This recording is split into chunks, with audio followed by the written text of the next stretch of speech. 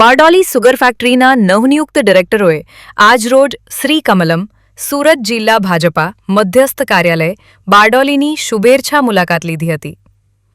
એશિયાની સૌથી મોટી સુગર ફેક્ટરી બારડોલી સુગર ફેક્ટરીના નવનિયુક્ત ડિરેક્ટરો એ આજરોજ શ્રી કમલમ, સુરત જિલ્લા ભાજપા મધ્યસ્થ કાર્યાલય બારડોલીની મુલાકાત લીધી હતી.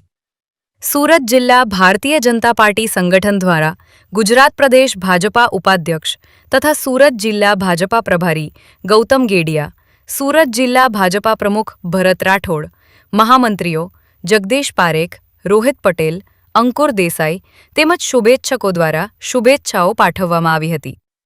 આ પ્રસંગે જિલ્લા પ્રમુખ ભરત રાઠોડે બારડોલી સુગર ફેક્ટરીમાં વિજેતા થયેલા તમામ ડિરેક્ટરોને શુભેચ્છા પાઠવતા જણાવ્યું હતું કે આ ખેડૂત સભાસદોની મંડળી છે અને સુગર મંડળીને પાર્ટી અને સરકારની જ્યાં જરૂર પડે ત્યાં ખેડૂતોના હિતમાં સંપૂર્ણપણે ખભે ખભે મિલાવી કાર્ય કરી સહયોગ આપવાની ખાતરી આપી હતી.